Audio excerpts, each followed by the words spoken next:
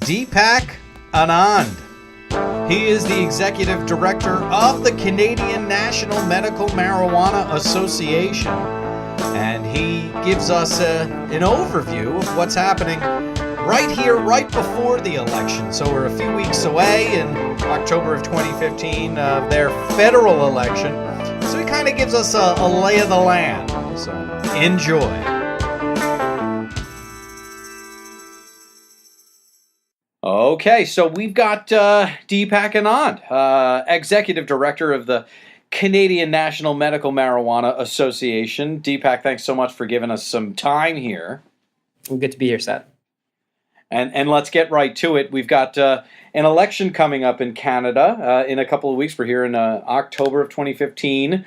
What are you hearing? What is the latest? What do polls say, if you would? The polls are saying that it's going to look like there's going to be another conservative minority government this time. That's what it's looking like, according to the most recent polls. Uh-huh. Okay, and that is what we're hearing here. So that's nice to hear that we're getting at least the kind of information that you're getting. Conservative minority. So correct me if I'm wrong. Harper won last time with about 30 points. I think it's about 30 points now where he is and where they all are. Yeah. But somehow he was able to gain 60 seats. Is that this past time or two times ago? How exactly did that happen that he was able to coalesce a majority?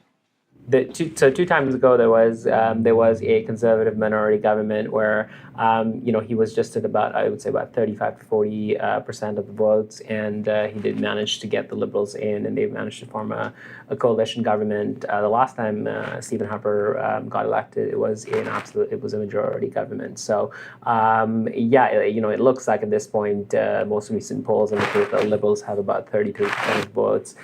Followed by the Conservatives at about 31% and the NDP at 24%. So that's what it's looking like, at least today. And what is the potential of another coalition government, of him being able to find a majority again? At this point, and I mean, finding a majority seems quite unlikely based on the most recent polls. So it doesn't look like it's going to be an absolute majority Conservative government based on what we're seeing. It looks like there'll probably be a Conservative minority government at this point. And again, no chance of the Liberals coming on board and then forming a coalition after the election. It doesn't look like it at this point, based on where the NDP numbers are for that to happen. But again, we're still a few days out from the polls, and things could change. And again, it's all speculation at this point. Right, of course. You and I are just talking. Soon enough, we will know. Are there also provincial elections happening at the same time? Not at this point, no. Okay, so it is just the federal election. Basically, if it turns out the way that we're talking about, and again, it is just conjecture, does that mean more of the same for the industry?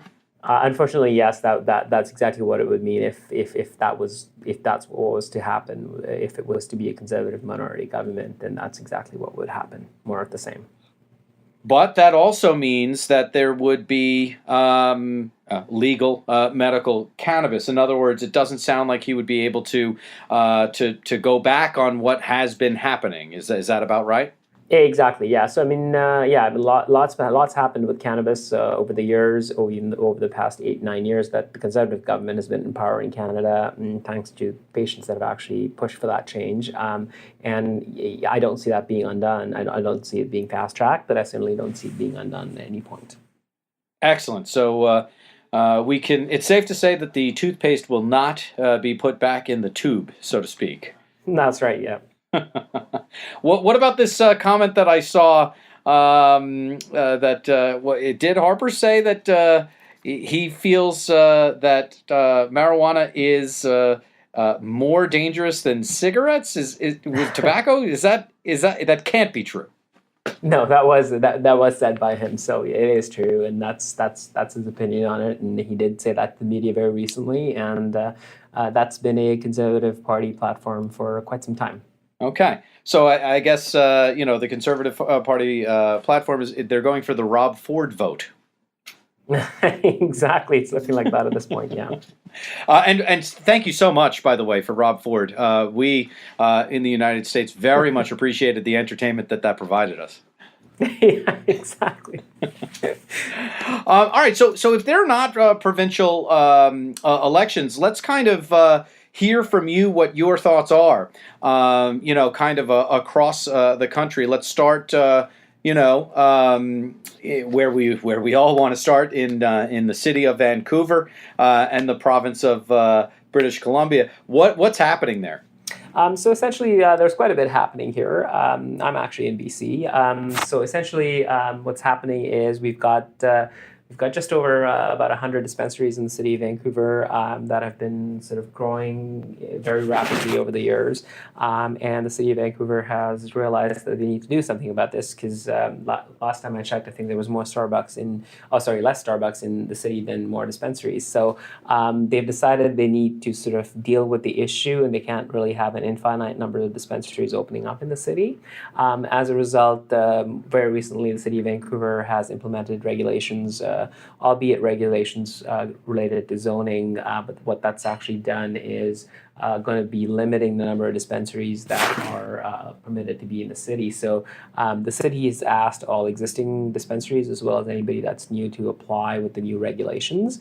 And a number of things are taken into account in implementation of these regulations, one of them being proximity to schools and another one being proximity to other dispensaries. So they're looking to really space them out. And it's been quite interesting because they've actually gone against the federal government position, which has been to have no dispensaries. So it's actually very interesting that a municipal government has taken on a federal government. It's never happened before in Canada.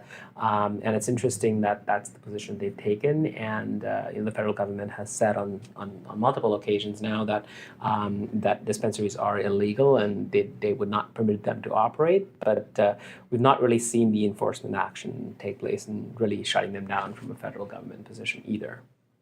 Yeah, I mean, there are kind of parallels between the city of Denver in 2009 and maybe even Vancouver now, based on, yes, federal versus city or state law, Absolutely. Yeah, no, certainly. And that's had a lot to play with it. I mean, obviously what's happening in Washington State just beneath us and bordering with us, and obviously the state of Colorado and Oregon, and obviously California very soon. So a lot of that has played into what happens in the economy and specifically related to dispensaries and here on the West Coast anyways. Yeah, everything is right there. Absolutely, it's just a hop, skip, and a jump to Seattle or Vancouver, Washington, for that matter. Exactly. In terms of Vancouver, BC, so in terms of British Columbia, if the municipal government is going kind of against the federal government, what's the provincial government's standpoint on all of this? I mean, so far we haven't really seen the provincial government take any stands on it, and I don't expect them to. I mean, they're not in a position where they're forced to make that decision like the city of Vancouver was, where they saw a number of off shops opening and they decided that they need to regulate that. The province is certainly not in that position, and that's primarily been due to different police forces really implementing different regulations as it relates to federal policing versus city policing. So the province has not really had a position on this, and I don't see them taking a position on this either at this point. It doesn't seem like they need to, basically, right? Exactly. Yes. Yeah. All right. So if that's kind of ground zero, if you will, if that cannabis economy is strongest in Vancouver, what would be next? What would be number two?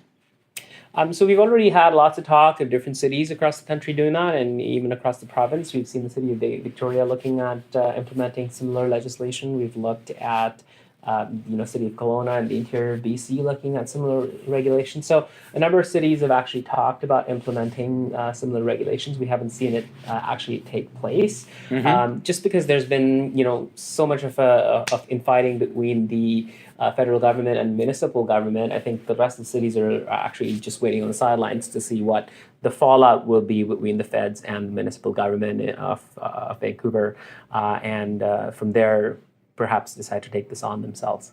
Mm-hmm. Well, what about that? That's all BC. Then what about cities in Ontario, cities in Quebec or Quebec, if you will? So I mean, there have been a couple of dispensaries that were shut down in the rest of the country, and there still are dispensaries that operate in a number of these the different geographic areas. But again, we haven't really seen anybody take on legislation like the city of Vancouver's taken, primarily because they've had to deal with the most number of dispensaries. I mean, typically in the provinces like Ontario or Quebec or Nova Scotia or any of the other provinces, there are very few dispensaries in operation. So it hasn't really been an issue for them.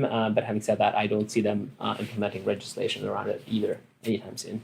Oh, okay. So there is not another burgeoning cannabis economy, physical cannabis economy, obviously aside from the licensed producers, which we'll talk about next. Exactly. As far as dispensary, as far as retail shops, there's not another kind of group anywhere else in the country. Not at this point. Okay. All right. Well, let's talk about the licensed producers then. You are running that association. Tell us about what the latest is, what folks are working on from a holistic level. In other words, we've spoken with one or two, but give us kind of the recipe for success from a licensed producer standpoint. So obviously, April 1st, 2014 had a number of different licensed producers approved and selling product across the country via mail order. So that's been going fairly well for licensed producers. Most recently there's been some changes. The Supreme Court ruled that possession of other forms of cannabis are permissible. So as a result of that ruling, we've actually seen Health Canada permit licensed producers at this point from growing or producing oil derived from cannabis. So very soon here we're going to be seeing derivatives come on board, and mainly in the form of oils at this point. Even though Health Canada hasn't actually licensed any licensed producer at this point, it's going to happen very shortly, being in the next 1 or 2 months, that you're going to start to see other forms of cannabis out in the Canadian market. So far, all we've really had from a licensed producer level has been dried cannabis, and now the fact that Health Canada is regulating oils is very exciting, I'd say, for patients. Definitely improves access and gives them a different range of products. So those are all good things. Apart from that, we've also seen a number of clinical trials take place. All the physicians that we speak to primarily ask us that there's a lack of or not enough evidence of therapeutic benefits of cannabis. So as a result of that, we've seen quite a few licensed producers enroll patients in clinical trial studies that will be conducted in different disease states to determine what the therapeutic benefits are of the plant. So that's another exciting thing which we'll come to see over the next few months here. Absolutely. Yeah, the fact that folks can work on more than just the plant, if you will, that Supreme Court ruling came down in June or July this year, correct? June this year, yes. Yeah. Okay, and so then what you're expecting product to come out when? I think you said soon. I would say in the next 1 or 2 months. Health Canada has already issued a number of licenses to licensed producers to be able to cultivate or produce the oil. Mm-hmm. They haven't permitted them yet to actually dispense the oil or sell it to patients, and that's because they just want to make sure the product is stable and it's quality product that's being produced. So I would say in the next maybe 1 to 2 months, we'll probably start to see quite a few licenses to sell this product being made available to the licensed producers by Health Canada. Yeah, great. And you bring up the number of licenses. How many licensed producers are we up to now? So 26 current licenses out there to obviously produce, either cultivate or sell product. That's the number that we're at the moment. What was the number? I'm sorry, I missed that. 26 licensed producers. Okay. All right, good. So it's about where it was. As far as the clinical trials, that is obviously something that we're very interested down here based on the fact that we can't do it. Where are you in the life cycle of the clinical trials that have been put into effect? So we currently have 3 clinical trials that are approved by Health Canada. 2 of them are already in fruition, if you will. They're taking place as we speak. So that's exactly where we're at. One of them is related to arthritis, and a couple of the others are related to different disease states similar to arthritis. So that's where we're at with those clinical trials. When do we expect results, do you think? I would say probably the soonest probably going to be in about 12 to 14 months. They typically take quite a while, as long as 2 to 3 years sometimes. So the soonest I think we'll hear back is in about 12 months. Okay, great. Okay, so I guess we'll just have to be patient. That's right. Yeah, no pun intended, I guess. So, Exactly. what else are we missing? I think that those are the major tent poles as far as where we are as far as cannabis in Canada. What haven't we discussed that are major issues or major happenings? Well, at least we've been fortunate to actually conduct those trials. As you mentioned earlier, in the U.S., you don't have that privilege or that liberty at this point to conduct it. But one of the benefits we've seen with the Canadian model is that we're allowed to do the research on the plant and really prove the therapeutic benefits of it to the physicians mainly. So it's very exciting. So, is there anything major that we missed in terms of cannabis in Canada? And nothing really. I mean, obviously, in the next few days, depending on and who the next government is, I think we'll kind of really be able to move forward in one direction or another. So, coming up are going to be some interesting times for cannabis in Canada, and yeah. All right. Well, we'll see what happens with the election, and certainly want to check in with you. But most of the time we don't do these quick kind of updates. We usually kind of get to know the subject a little bit more. I mean, how did you get into this whole thing, Deepak? When did you get into the industry?